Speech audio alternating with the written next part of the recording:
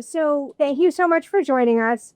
This is a panel conversation called Navigating NYC Open Data Infrastructure for Community-Based Organizations, a conversation. And so I invite you to sort of think as we have our panel of experts, what kinds of questions you might have about bridging gaps between community-based organizations and open data portal. My name is Lauri. I am a social work professor at Fordham University.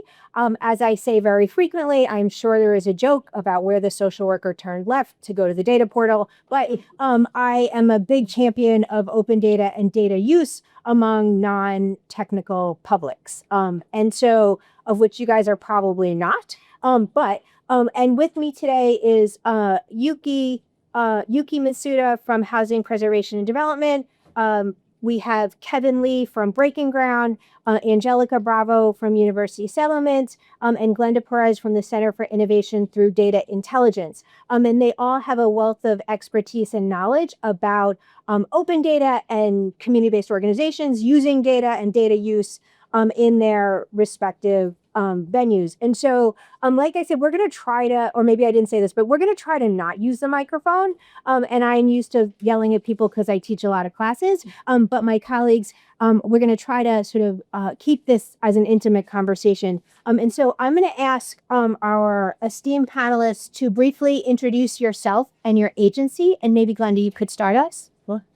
Hi, everyone. My name is Glenda Perez. I'm a senior research scientist at the New York City Center for Innovation Through Data Intelligence, or CIDI. Yeah, perfect. Hi, everyone. I'm Angelica Bravo. I'm the Director of Data Evaluation and Learning at University Settlement. Sorry, he's also 1A. Amazing. University Settlement is a large human service nonprofit. We serve 40,000 New Yorkers every year. We were established in 1886, so are over 100 years old. This is going to be important context for this discussion. We were one of the nation's first settlement houses, and for anyone who's not familiar with that term, settlement house was a place established. They were places established in the late 1800s for newly arrived immigrants or just people new to cities like New York, where they could offer no or low cost social and health services. So today we operate across 30 program locations in Lower Manhattan and Brooklyn. And our services, our programs are divided into divisions, an early childhood division, youth development. We have a health and mental health wellness division, as well as an adults and older adults division.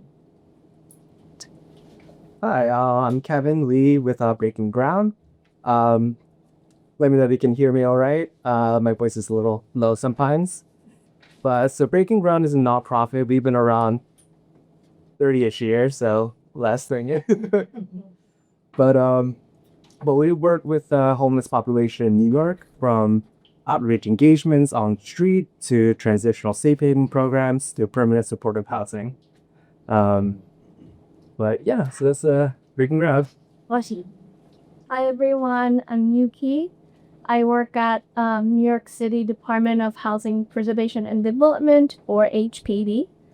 For those who are unfamiliar with the work of HPD, we have a huge scope of work ranging from affordable housing production, housing placements, to housing maintenance, code, and enforcement.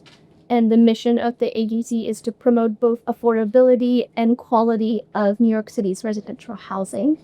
And I work as the manager of analytics and data strategy within the Division of Strategic Operations and Analytics, or SOA. And the division functions as a data consulting group that serves both internal and external partners. And in my role, I have 4 main pillars of work, which are data analytics, BI, and business intelligence implementation, data strategy, and open data. And for open data, I serve as the open data coordinator. Thank you for having me, and very nice to see all of you, and I'm excited for this conversation. Thank you, panelists. Just before we dive into the content of the panel, I wonder if we have a lot of people here, maybe way more people than we expected to be here. Could you raise your hand if you're a current student? Oh, so not so many students. Greetings, students in the back. Can you raise your hand if you work for government in any capacity? Amazing. Welcome. And can you raise your hand if you're working for a community-based organization? Awesome. So we have about a 50-50 split with you students for Glenda. That's super helpful. Thank you. I wonder, just for our panelists, if you could tell us a little bit about your professional trajectory. What did you study and how did you get to where you're currently working? Glenda, maybe you could start us. I should have also introduced my organization first. My organization is the New York City Center for Innovation through Data Intelligence, or CIDI, and we're a research and policy center located in the Office of the Deputy Mayor for Strategic Initiatives. And what we do is different research studies and evaluations kind of in the health and human services world. And my particular focus is on education and Department of Homeless Services. So for people experiencing homelessness, their data and working with that in intersections, and also with some child welfare data as well. My personal trajectory, I'm pretty early on in my career, but I studied education and environmental science in my undergrad. I always really loved marine science and teaching kids. I ran the environmental summer camp in Belize for a couple of summers, and that was kind of like my world for a while. And after a while, I decided to go to grad school, and in grad school, I fell in love with data. I took some data courses, and for all of you who use R, that's my jam. R is my jam. I love that it's open to everybody. It's open source. I love open source data and open data in general, hence this conference. So I fell in love with data, and I really wanted to look at the intersection, since I was an education person, between education, policy, and the data world, and how we could further learn to improve the education systems through it. And after that, I transitioned to working in the mayor's office, and I worked on the New York City's Children's Cabinet. And we were focused on advancing educational outcomes for students who were living in shelters. So I worked there for a while, driving coordination between different city agencies. After that, I came to my current role, which is in the Center for Innovation through Data Intelligence, or CIDI.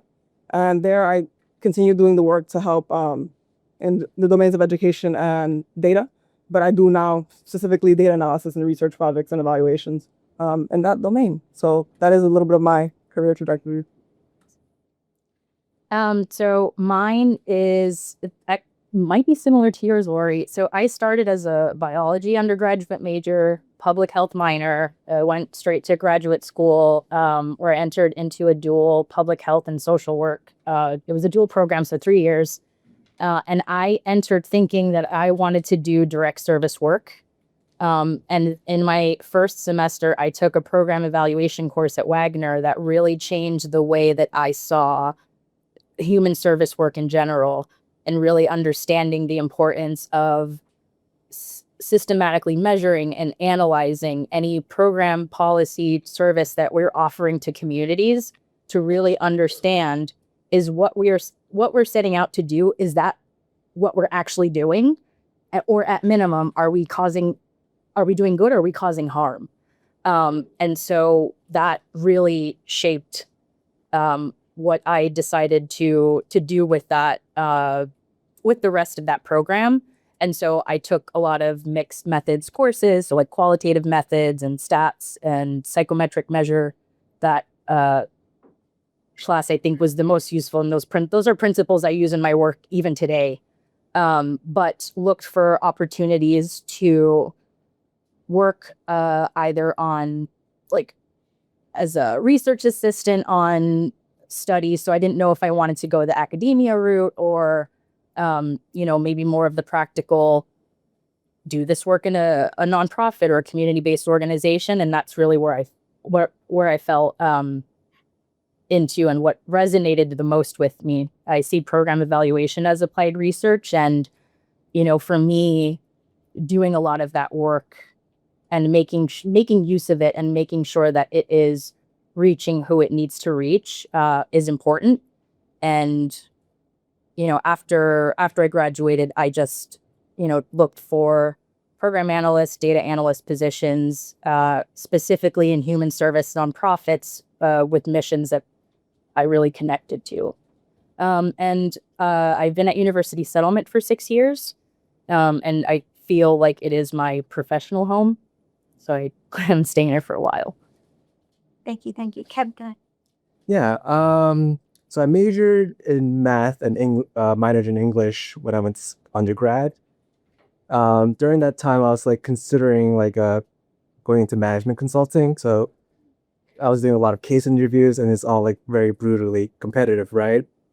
And during one of those interviews, I'm just why am I even here? It's like a very soul crushing job, you know?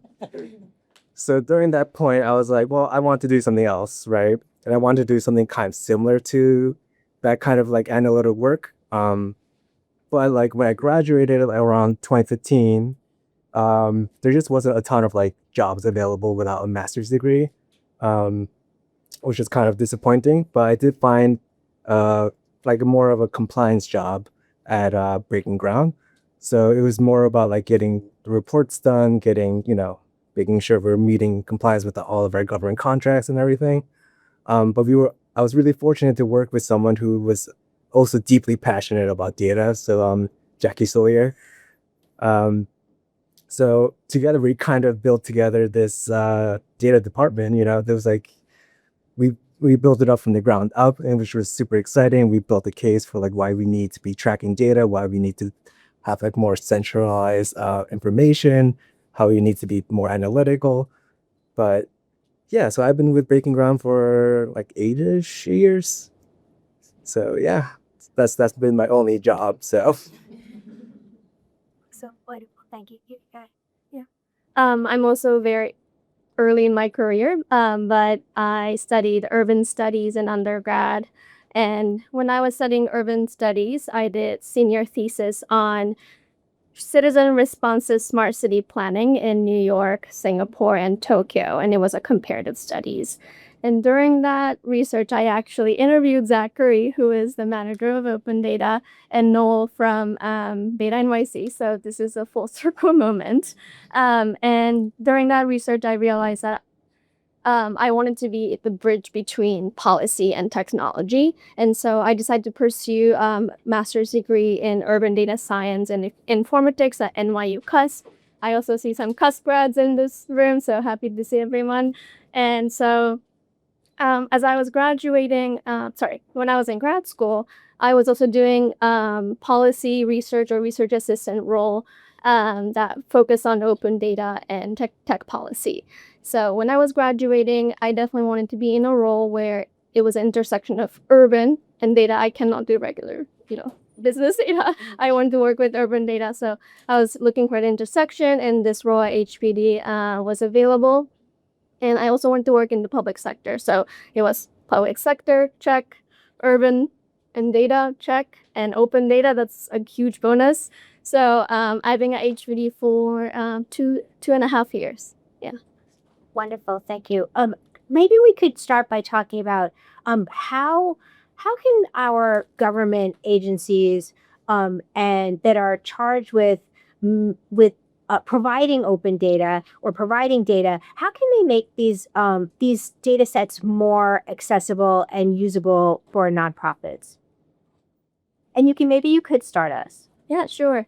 I see 3 key ways that New York City agencies or any government agencies can make the data sets more usable. First, provide clear documentation and context. So nonprofits and the public shouldn't have to play like a guessing game when they're looking at the data sets. And OTI provides a template for us to follow for the data dictionary. And at HPD, we have been trying really hard to be very intentional about the language we use and provide as much context as we can. So for example, we are working on improving the data dictionary for the housing maintenance code violation to add another tab for FAQ and update our violation order number so that data sets are more usable and users don't have to look up, or they can just look at the data dictionary and understand what the data set is about. And 2, include as many geographic boundaries or reference points or IDs as much as we can in the data sets. So I understand that the data sets with addresses are required to be geocoded and have specific political and geographic boundaries. But I believe that even the data sets without the primary house number or street addresses should include popular and commonly used geographic identifiers and IDs so that people can merge data sets and perform cross-discipline, cross-agency analysis. And third, involve nonprofits, especially when making the changes to the data sets or existing data sets. So, for example, at HPD, we have 2 data sets for property registration. One is called multiple dwelling registration, and the other one is called registration contact, which contains data about property ownership. And internally, we have been discussing about potentially merging those 2 data sets to improve the usability of the data sets, so that people can connect the building and ownership data more easily. But before we did that, we reached out to a known nonprofit that heavily relied on our data sets, and that nonprofit is JustFix. I'm sure many of you know JustFix, who runs a data portal like Who Owns What. So we reached out to them, and they asked to involve another nonprofit in this conversation, and we all got together and we, explained what our rationale was, and that dialogue really helped us and informed our decision making. And we ended up not merging those data sets because the merger would have resulted in the overhaul of their entire technical processes. So having that kind of conversation with nonprofits is crucial and critical, especially when making changes to the existing data sets that so many organizations already use. So to summarize, sorry for my long answer, summary is clear data dictionaries and documentation. 2, geographic boundaries, identifiers, common references are important. And 3, involve nonprofits as much as you can, especially when making changes to the data sets. It sounds like that collaborative process really changed how the agency was thinking about making use of that. Yeah, absolutely. Great. Glenda, do you want to take that as well? Sure. I was just gonna say, I agree with everything Yuki said. Like, definitely second that. Like, clear data dictionaries. I have worked with a lot of different data sets in my current work, and those data dictionaries are just so crucial to you understanding the data and being able to contextualize that, especially to your audience. So definitely second that. I think also, for me personally, using those open data sets, historical data sets are really important. So having them available by year and also historically, so that any organization or any internal or external city agency who's using the data can kind of see over time how different things affect the research question that they're interested in. Yeah, I think Yuki pretty much covered my main points, but yeah. And for our nonprofit panelists, are there pieces of information that you wish you could get from the city? So I can say for us, there has not been an instance where myself or any of the data analysts on my team have looked to open data for a resource and have not found it. So good job. But I will say, and it's actually a kind of a follow-up response, I think what you shared with that previous question, right? We're making an assumption that these nonprofits and community-based organizations have staff, have folks that are trained in open data and know how to utilize the resource. They know how to access the data sources. They know where to look. And so I think one of the things that, right, our government agencies can do and can do better, or maybe some ideas to offer, there could be maybe small grants offered to community-based organizations. You want to get a buy-in from a nonprofit, offer a grant. You'll see how fast you get everyone to the table. Professional development workshops. Flexibility in that offering. I know that Open Data has classes that you can sign up for that are on select days. Maybe having some of that cataloged in like a learning management system that's just on demand. I think what I'm getting at is having the resources to better utilize and understand open data as a resource, as an asset, and more accessible. Yeah, I think I also wanted to add about using like identifiers in your data set. It's like, it's so important. And it's always like the struggle that we have like talking with staff when they have like their million Excel sheets and there's like no keys for anything. So it's just like, how are you combining things together? So I really appreciate all the bin numbers, super useful. As for what I wish, I think that's like a difficult question for me. I think there's always, I think what's there has been super useful for us. I think the things that I would want is more like protected information that probably shouldn't be open data. But yeah. I don't know if that answered the question really, but Sort of, we got close. I think we got close. What got medalist? I wonder if Angelica sort of started to get gear, but I wonder if for all of us, like, what kinds of data literacy do you think we need in community-based organizations? And then for sort of non-technical publics, for our government friends, what kinds of data literacy do you think that people need to engage effectively with the open data portal or with open data, period? All of it. Like, This is early answering the question. Or I guess we can break down data literacy. So when you're at the place where you're going to open data, pulling a data set, and whatever the use case is, if you're looking to answer a research question or if you're looking to identify, and so we'll take our most frequent use cases is to identify changing demographics in the catchment areas that we serve.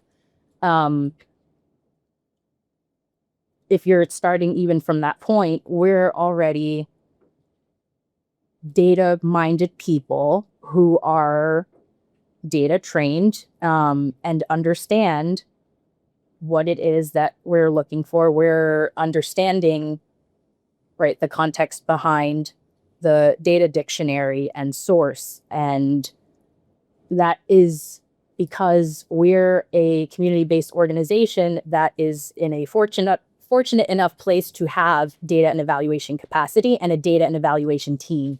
I know that is not true of most community-based organizations. And so if you're thinking about that question, how do we do that for those organizations that don't have a data team? Right? Are you expecting a program director who is delivering this really important service in this community with very little funding, a lot of staff turnover? Are we expecting that they're going to have the understanding to utilize open data as a resource? Probably not. And so in what ways can we make sure that they are aware of this resource, aware of ways in which it can be applicable to their work, and then how to use it. Mm-hmm. Right. So I think even starting from that point. Could I add, if I can jump in. I agree with everything that you're saying. I think if I was to give like a technical answer, I think people should learn SQL. That's gotta be so valuable. I don't know if I'm overstepping or saying, but it's like, yeah. So like, with open data, right? You can query the data with like a SQL-esque language. I think it's called SOQL or whatever. But if you know SQL, you can use it, and it's super valuable, especially if you're trying to query data sets with like millions of rows, that's like gigabytes big, you don't want to pull all of that. But I guess also my experience with open data comes from like years ago where it was really kind of basic. I know like the UI of it has changed a lot, and I know people can like use filters in it. So like, I think whoever designed it, I think did a fantastic job. It's very like Excel-esque in some ways. And I think I just want to expand on that. Like, I think people aren't treating Excel as like a basic data programming language, because it kind of is. And like, I think that's a good jumping off point for like building up more skills for like scripting languages or like SQL languages. But yeah. Yuki and Glenda, any other thoughts about what kinds of literacy you wish the non-technical public had around data literacy? Jump off of Kevin's point, just saying that like working with what we have, I think, and Angelica's point is also like the first part is understanding what metrics you want to track, and being able to explain that to your audience. That's like number one before you even start to analyze the data, because translating the data you're working with to like actionable policy recommendations is a big part of it. So I think definitely starting there, offering resources in that, and definitely starting with what you have. Like Excel, as Kevin mentioned, is a powerful source. If your data set's not like, you know, a million rows or anything like that, of course. But there are also open data programs like R that you can use that don't cost money, right? You don't have to pay for data, or you don't have to, for organizations that don't really have that capacity or that budget to do that. You can start with what you have and take training courses online, or utilize you know, the resources that BetaNYC has, and kind of start with what you have. So I think we kind of need to offer programming and explaining data, and also using it from a basic technical level like Excel to more advanced like R and SQL. Yeah, I echo what everyone said. Data literacy is very important, and yeah, I think it's really critical to understand what you're using, like why you need the data, right? The question of how you're using data and how that data can answer questions, solve a problem, or help your organization's operation. So I think understanding, if you're just starting out, I think understanding that is really important. And just to add, I think you should learn Python too. But that's a joke. Not really. If I can just add one more thing, right? No, but it's like I feel like people are intimidated if they don't know, like if they don't have any basis on coding languages. But you know, it's like you can't do OR filters in Excel, right? And like that's super basic in Python or R or SQL. And it's just writing a few things down. So I think everyone should like experiment, you know. And like, yeah. Which I guess isn't really answering the question for non-technical audiences, but I think it's important to at least try technical. Yeah. I can add something else to end with. So, right, another important skill. So we're assuming they've got the data literacy, they're learning Python. So we're already done with our analysis. We've answered our question, but understanding the importance of visualizations and right how to best present that information, and who you're sharing it for and how it's being shared, is also a really important skill that does not always feel like it's the thing that's always forgotten. Visuals are important. And for our nonprofit friends, I wonder how you get your colleagues excited about the data and information. And this kind of speaks to your point about data viz, right? Like, how do you engage your colleagues who might be afraid of Python or even Excel in kind of thinking about using more data in their work?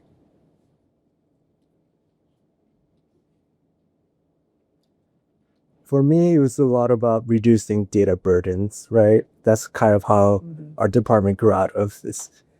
You know, people are doing all these sort of reports. We had to do like 1 million reports to HPD and like DHS.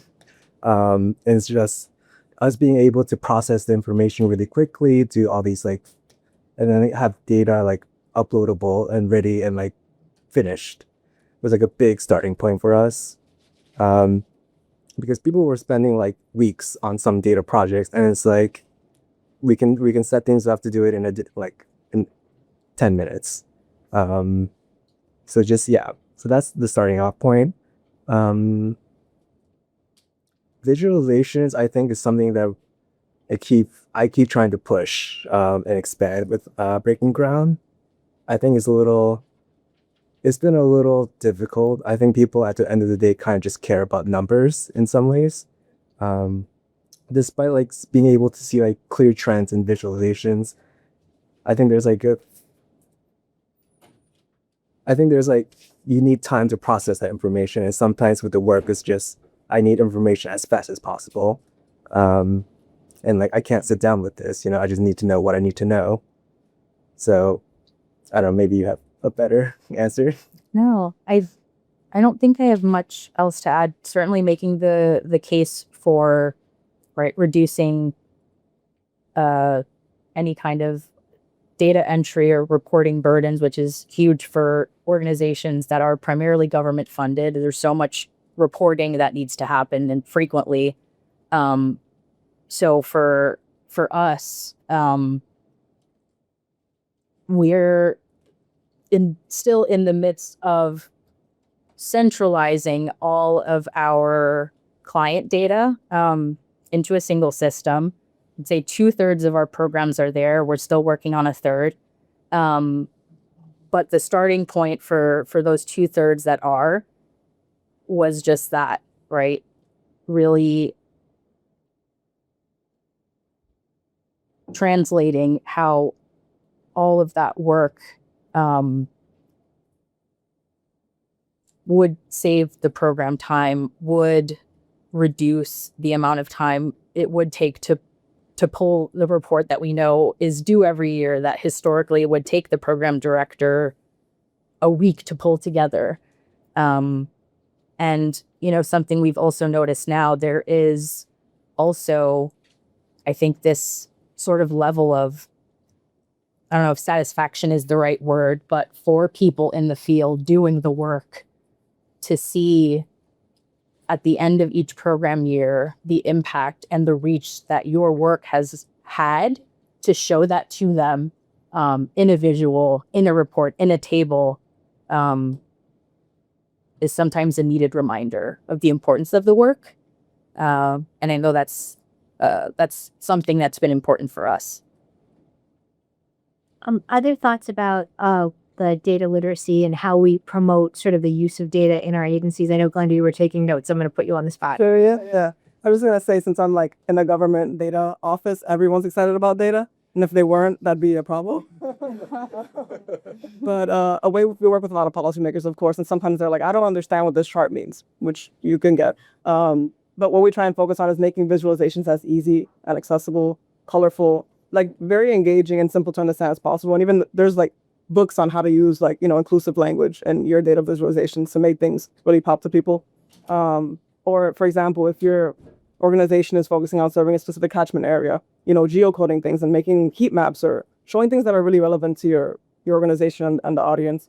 I was also going to say, I want to put a plug out there for like youth participatory action research projects or any participatory action research project in general, because when you can hear from the constituents that are being served directly on how your program is improving and being able to show, quotes, having people speak, having different visualizations, that at least for me, and I know for a lot of people, that really connects directly and really get people excited about how we can use data to inform program evaluation or program improvement and make a lot of more actionable decisions. So that's what I would say. Use really good visualizations and also get the people who are being served involved in, reflecting how the program is performing so that you can use that to better inform decisions. You wouldn't be making a plug for qualitative data there, would you? I'm actually a mixed methods researcher, even though I did a lot of youth participatory action research projects in Massachusetts with some state education authorities on gender neutral bathrooms. Really fun stuff. I'm mixed methods, so I definitely love both. I think you should use both.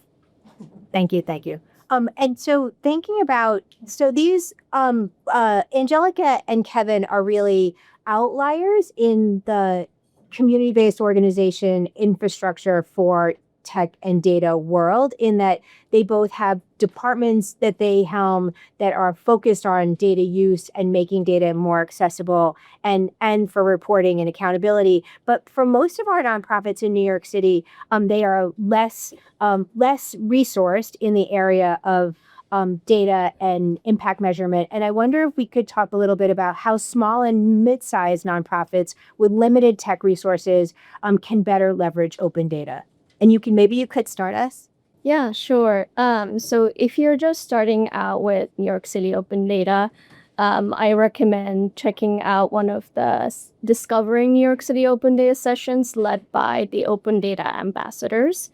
So Open Data Ambassadors are certified volunteers who are trained to teach people how to use open data, and I've actually been a part of the program since 2022. And it's very beginner-friendly sessions that anyone can join. I know there's some cadence to how often these sessions are happening, but I'm sure you can reach out to request for additional or specific sessions for your organizations. And if you are also just starting out and not sure about which agency's data or which office's data you should be using, you should always reach out to open data team at OTI, who can then direct you to the right agency and open data coordinators like myself. And I think for more technical trainings, there are so many wonderful free resources out there available. I think Open Data Week sessions are fantastic. Previous BetaNYC sessions are great. And there's so many online tutorials out there, and they are a great starting point as well. So check them out. And I understand the resource constraints, but even like a small investment and dedicating, whether that's time, resource, or time, staff, or funding to data training can go a long way in making organizations more data driven. Glenda? I feel like I was just gonna say I'm not an open data coordinator, and mostly I'm a user of open data. Yeah, so I don't really have too much to add. Okay. Yeah. Gotcha. So you talked a little bit about R as a free tool, and I wonder if this is for any of us. What free tools or platforms do you think are most effective for nonprofits or nonprofits who want to work with open data? Do you want me to start? Sure. So, right, we're always going to be conscious of cost. But typically we're looking for something that's going to be user friendly, something that has a drag and drop interface that can handle, large data sets. And for the most part, you're not going to have, people that can code. So we're looking for solutions where you don't need to know how to do that. For us, most of our program participant data lives in Salesforce, and that integrates nicely with Tableau. So we use Tableau for a lot of our visualizations, which is great. They also offer free licenses to nonprofits with an operating budget under 5 million, FYI. Power BI is also a great tool. Those are what we're proponents of. Yeah. So at Breaking Ground, we use R. There's actually a nice package, R Socrata, for accessing open data, which I would recommend. I know there's also a similar one for Python. But yeah, we also use Power BI. I think like if you want to experiment, you can also get like a free license for like a personal workspace. And that'll give you like 1 gig of data to like upload into like your workspace, which is kind of how we got started using Power BI. And within Power BI, and I think the same with Tableau, is that they have connectors to that lets you query data directly from open data. So if you're trying to do something like regular schedule or like consistent reporting through Power BI, that is something that's very doable.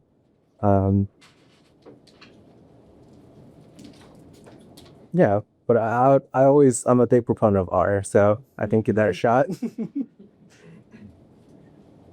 Yuki and Glenda, any other tools we should think about? Yeah, maybe one more open source tool is maybe QGIS if you're doing spatial analytics. So QGIS is an open source or free version of Esri's ArcGIS or GIS Pro for those who use them at work. So that can be another great resources. I know there's a bit of learning curve, but at the same time, there are more resources out there for you to learn. Just really quick, definitely recommend learning a programming language if you have the time and resources, because it's going to help you in the long run to be able to do analysis more frequently. But even if you don't have Excel, like using Data Wrapper, for example, online, like anything you can kind of use to like, you can just import your data set and manipulate, different visualizations and stuff like that. I think as a starting point would be good. But ideally, you would eventually learn a programming language to be able to do that types of analysis more consistently. Thank you. So we have a lot of people in the room, and I want to open it up for questions. We have, it's a nice mix, I think, of nonprofit representation and city representation. Do we have questions for our colleagues? Maybe folks could come. Maybe I'll just walk around and hand you a microphone. If you don't mind standing up and tell us your name and then your question. Maybe you don't need a microphone. I don't know. Maybe you could be our first early adopter. You to try. Okay. Yeah. Yeah, please. Hi, thanks everyone. My name is Arden. I work for the City Independent Budget Office, which is a government agency, but I work a lot with nonprofits who ask questions. And so I'm often thinking about their sort of data literacy and helping them to sort of bring them along. We kind of touched a little bit when you're talking about sort of bringing programs into the, say, database. I'm curious, but we didn't really talk a lot about data collection. We kind of skipped right to the analysis part, and sometimes I think there's a little bit of a, so maybe unfair, but garbage in, garbage out. If you're not sort of collecting data with a lot of attention, I think a lot of nonprofits do collect data sort of inadvertently even. I work with a lot of cultural nonprofits of like ticket sales data, for example. They're not thinking about using research purposes. So I'm curious, both from the nonprofit side and also from the government side, how you think about data collection and ensuring data quality, and how, like, what lessons you would maybe offer to nonprofits. Yuki, you want to start us? So I'll start from the CBO perspective. So we're 70-something% grant funded, which means that we are required to collect very specific metrics of data. Right? So that's already a given. We're told what to collect. But we've, in this data culture shift, data transformation, whatever we want to call it, we've decided to build on that. So we're shifting from, right, data collection just as a source of reporting because we know that we have to using it to inform programming and decision making and learning. So we, right, it's taking what we know that we need to collect and having those conversations with the people doing the work, and asking them, what do you want to learn about your program? What gaps are you seeing from what you're already collecting?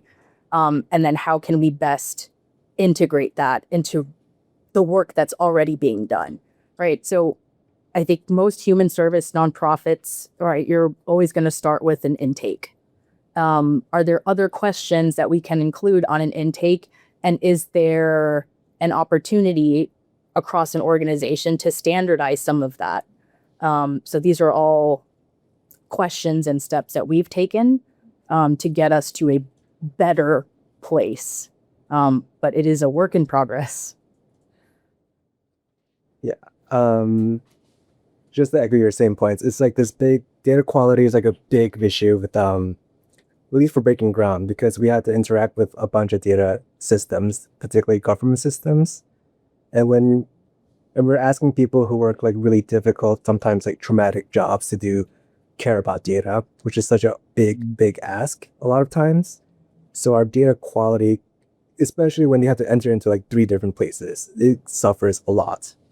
And like what Breaking Ground is really fortunate is that we have like, our own engineering team. So, we can ask like for software changes that better aligns with like their day-to-day work. So it actually like informs, so like to say, there's also like a lot of like siloed problems. We would have like one intake form for like different program areas, and there was like a big thing of why aren't they the same? Why can't we talk in a consistent language across Breaking Ground? And like having a software engineering team was like super useful in us getting to that step. I imagine similar with Salesforce. I work for DCAS, and I wanted to know where do you guys get the data source from, and how accurate is the data that you receive? So the question was around the accuracy of the data coming in, and I think you mean to government agencies, is that right? Well, I work for a government agency. Yeah. So I know what we give to open data. So with other data that they're collecting, because I'm sure it's not just from us, how do they know that this data is accurate? Like, how is it verified? Yeah. Glenda, you want to Yeah. So our office is kind of unique in that the reason we exist is because we have like a data sharing agreement between a bunch of different, like 7 different health and human services organizations. So while we use open data for like, bigger like community mappings or things like that, and like just to verify our data, we receive a lot of individual level data that we then match with different data sets. So as you mentioned, like the quality of the data we're getting in is extremely important, and we don't want to work with something that's incorrect and then match that to another database with the incorrect person or incorrect identifier. So we tend to have a pretty rigorous quality assurance process where we use open data and data that's publicly available to kind of verify the data we're getting in. Because sometimes, we get a data set and it's not the agency's fault, but they have sent us something that isn't right. And when we check it against the public data, it's not right. And it could be anything from like the wrong year was pulled to et cetera, et cetera. So I think it's definitely worth whenever you get a data set, just, from open data, it's less, that data's already been kind of like verified and quality assured. But for us, it's really important to take a look at that data and really make sure the numbers are matching up with what we would expect that data to be. And we also check with the agency themselves and kind of say, like, do these numbers make sense to you? And that's a really important part of our data quality process. Julian. Yes.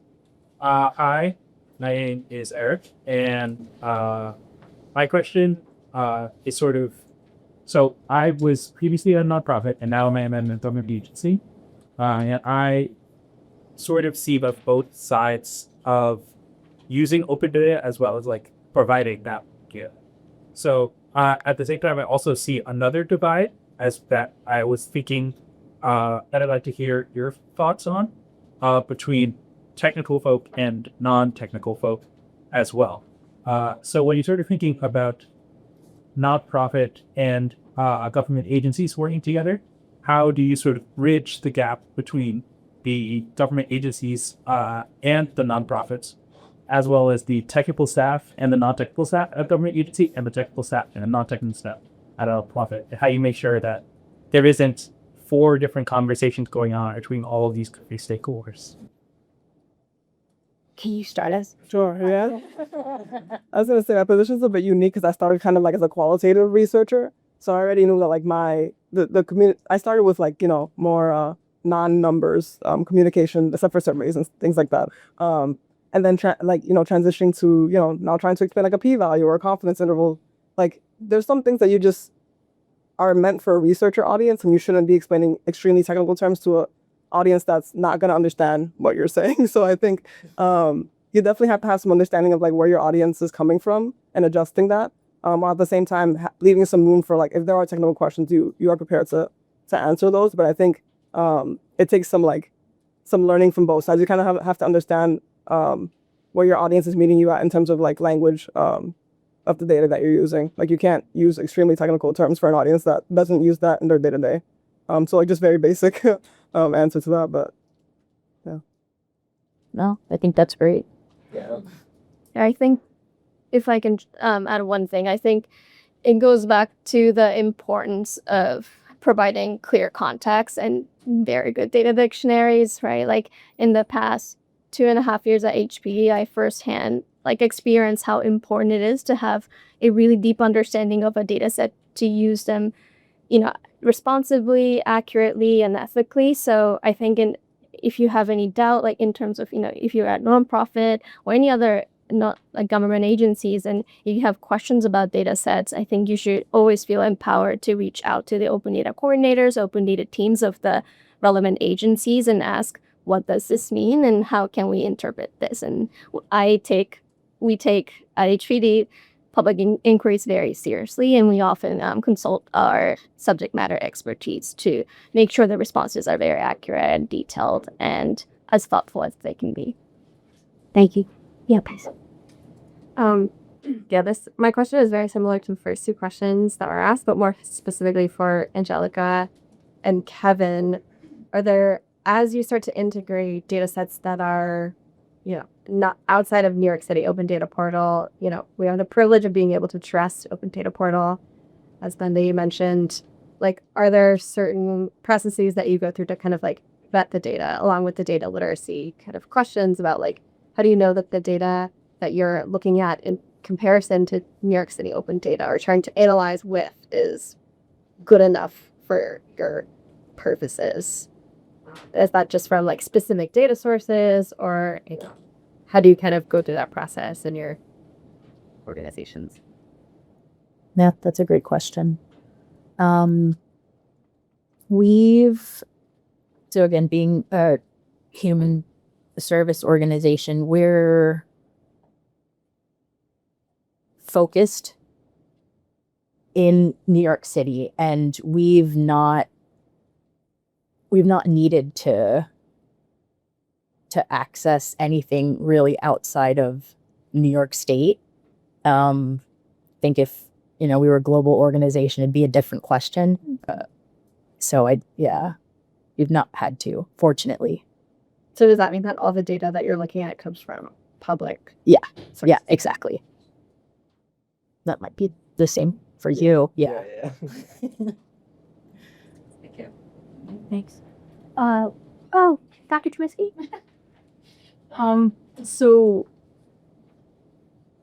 given like the current context of things, I think especially as we see how technology in a way is being weaponized against vulnerable communities, I as somebody who I think we're in a room of friends that are really concerned about how this is sort of going to send a chilling effect around how much people trust data or trust people who collect data, as well as the real concerns that we need to raise about where are we at. So I think you're what you all shared is really great and helpful to me in my role at the City University of New York, but also just this idea of I feel like we now have multiple literacies that we have to kind of engage with communities. And I just wanted to ask the panel to talk about your views on cybersecurity related to the work that you're doing. Also, notions of what kinds of literacies should be added to that list related to the encroachment, let's say, or the integration of artificial intelligence and the work that we do. Because I know in a lot of those tools that you mentioned are already AI enhancements that are now added to the tools, but I think also there are certain vendors that can sometimes be quite predatory, especially to nonprofits, around, hey, we now have this tool that can fix all your problems. And so, again, maybe I feel like in my head, it makes sense that they're all kind of in a certain realm, but how do we protect vulnerable organizations from practices that could be quite predatory or also erode the trust, of the community in terms of even wanting to give data? Yeah, these are questions. This is a conversation that we're starting to have. Right. And, from my perspective, it's challenging.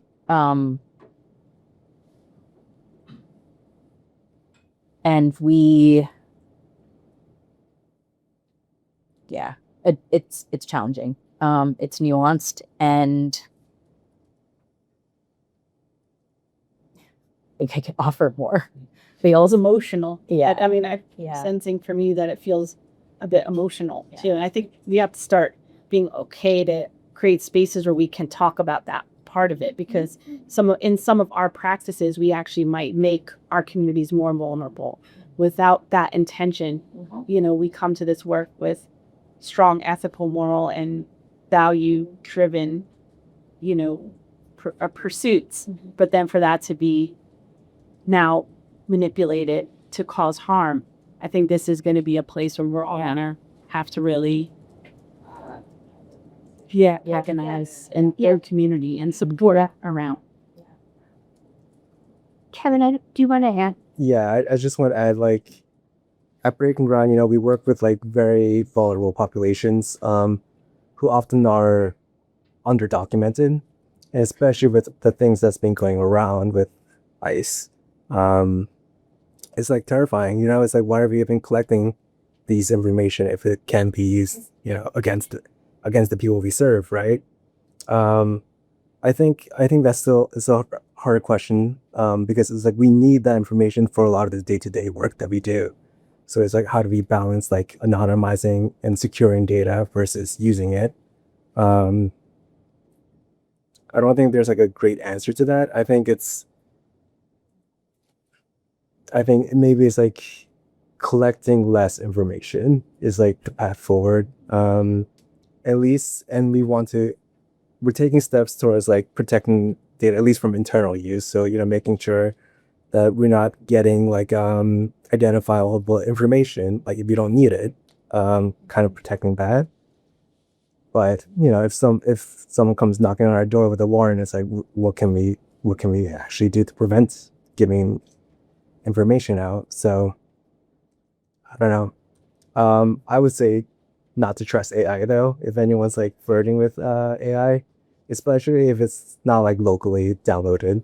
Yeah, you don't want to expose your information. Yeah.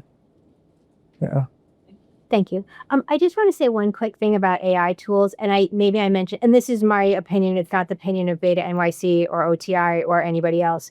I think that it's in this data stewardship kind of conversation and question, the stewardship component, this as a sector, human services has dodged for a long time, but the infusion of AI assistance into like a Salesforce or OpenAI Gov department, right, that is pushing really hard to do a data grab. And at the federal level, we don't have time to talk about that. But I think it raises the stakes on what that stewardship looks like in really tactile and important ways. And so thinking about like, what's the minimum amount of data that you can function with becomes it becomes a much more tangible question in this kind of climate. It's a really good question. Thank you. Yes, please. I'm Jody Bolden. I'm from U.S. Census Bureau. I'm a data dissemination specialist, and my job is to help people access census data. So if you are interested in learning more about the American Community Survey and other data sets someone mentioned, being able to compare data more on a national scale or from city to city or even hyperlocal data, and have my services are free of charge, just like Census Bureau data is open data.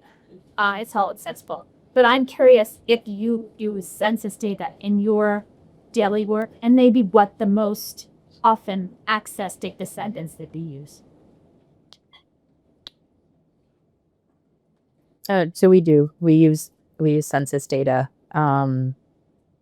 Where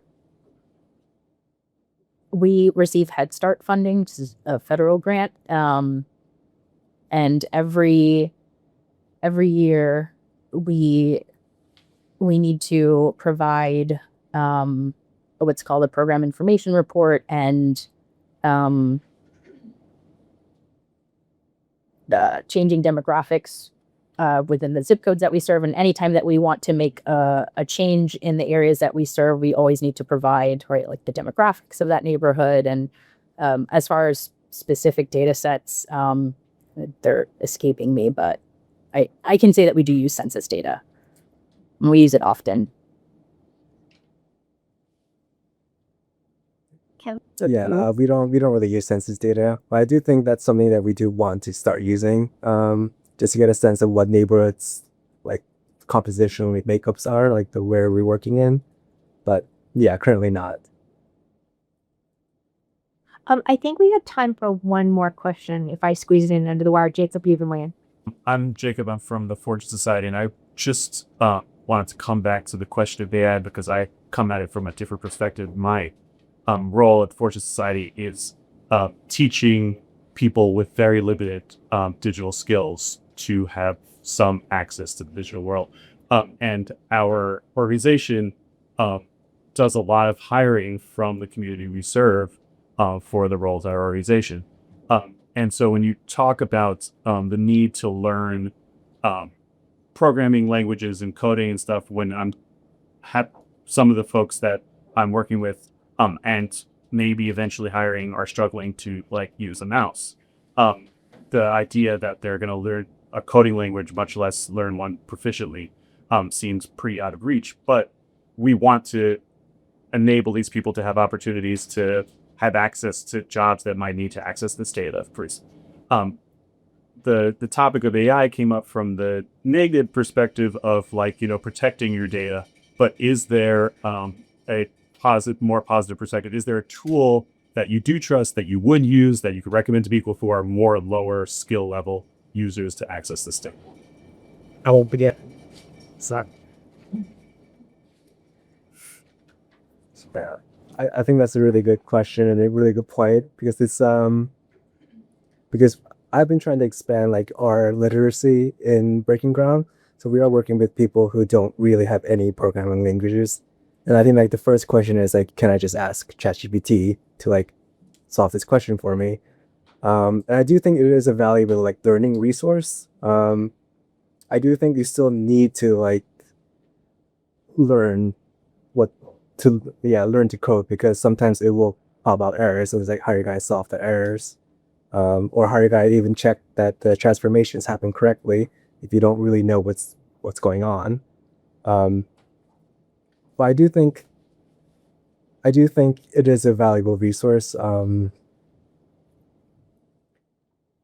It requires you to be a little bit cautious, I think, of trusting it completely. So I know we are standing between you and lunch. Well, thank you for joining us, and please thank our panel for